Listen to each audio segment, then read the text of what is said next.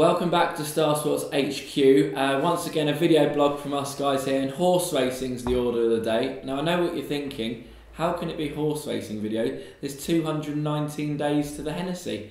But there are some, pretentious horses that don't feel like they're good enough to jump over hurdles, that run around flat tracks all summer in the sun while people drink champagne. And the first of the big flat races of the year is the Classic. It is the 2000 Guineas. It's the 205th running of the 2000 Guineas. A mile for the Colts and Fillies. Predominantly the Colts show up. And we've got a pretty warm order favourite in Dawn Approach, 5-4. Liam, kick us off. Yeah, it's the all-conquering 2-year-old from the Jim Bolger yard. Obviously a man who's not averse to having a Classic winner or two.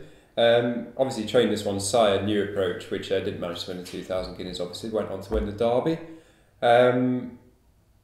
Quite a well-built sort. He was out pretty early on last season.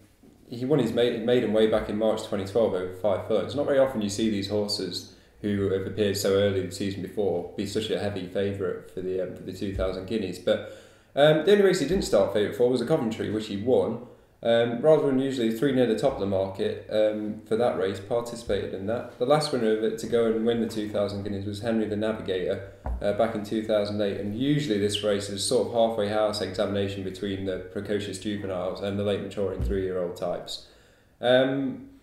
He's not really grown much apparently over the winter. He's not really bulked up very much, but even if he hasn't really trained on as such, he would still be entitled to go very close in this at 5. I mean, he's got a cracking form line with all the other horses in here. But what I would say is Jim Bolger, not adverse to a gamble or two over the winter. Yeah. Never trained the winner of the 2000 Guineas. Had winners all over, but never had the winner of this one. Yeah, I wouldn't really be putting too much faith in that. What I would say is I think it's a bit of a touch that Godolphin, who probably paid about 190 million for this horse, sent it back to Bolger unusually, because otherwise it would be in the Priory with all the other Zaruni. Our Jim doesn't need any jungle juice to train these Classic winners. I think we better pass over that before we get sued by Sheikh Mohammed. But Dawn Approach, 5-4, solid favourite with us. It's done nothing wrong. It's beat pretty much every other horse in this race of any note. So I think we're looking for a reason to get it beat. We'll move further down. Toronado, horse bought in the summer by a dyslexic weatherman, but he's done nothing wrong. 4 from 4. Hannon trained. For me, this seems to have beaten up small fields. Yeah, well, you'd be right, to be honest. I mean, he's not really done anything on the clock of note yet. He won the Craven last time, easily dispatched Dundonald. I mean, he did win very easily that day. Raced a touch keenly in front before drawing clear under the minimum of fuss. That should have put him spot on for this. There's a suspicion that he might want a little bit further, being by High Chaparral, but given how keen he is, I think he'll appreciate a strong pace in this race, which he should get if the race doesn't cut up. Hannon's really looked after him as a 2-year-old. Usually I think they want to get him out as many times as they can as a 2-year-old to pay for the feed, but they've looked after this fella, and he's preferred by the stable to Olympic Glory, who goes for the French Guineas instead. So, I mean, you've got to respect his chance, but he really does need to improve. He's not done anything for me yet to entitle him to be about 11-4. Well, I think the one thing is, in the last couple of years, the Hannons have really shown that they do know a decent 3-year-old. So as much as we joke about its name being spelt wrong, it really is one to be feared. And I think it's solid at 11-4, and I could see it going off shorter on the day. Let's race through the other runners, Liam. Third in is Mars. There'll be no jokes about this one being from another planet.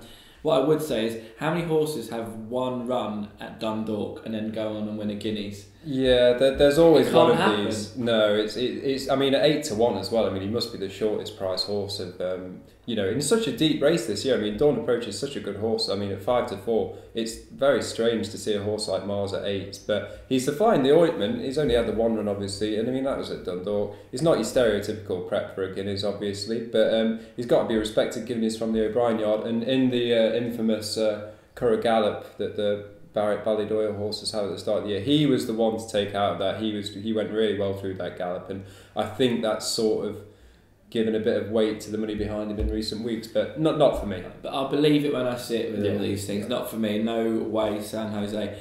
Christopher Colombo, well, we know who trains that with a name like that. Another classy name from a classy outfit. Won one of its 5 races. It was well held behind Dawn Approach in the Coventry. Didn't really go on after that, and it looks a lay to me. I totally agree. I think he's probably the worst value out of any of these. He was an early season 2-year-old. He ran exclusively over 6 furlongs last year, and he's by Henry the Navigator, who obviously he wouldn't have any problems with the mile on that. But he doesn't look as though he has loads of scope to improve. I think that he's been beaten fair and square. I think I'll stop you there. Times. 9-1. It's a lay, not for us. Yeah. Next in the market, Olympic Glory. We're both agreed it's a likely non-runner. Yeah. So we'll skim past that. Which brings me on to my selection for the race, and that's George Vancouver. Cracking run behind Dawn Approach in the Dewhurst. Then went on and won in Santa Anita in the juvenile turf out there. Done nothing wrong. Continues to improve.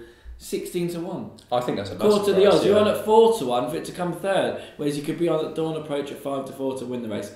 And we say it time and time again. It's all about value. 16-1. George Vancouver each way. Definitely selection for me.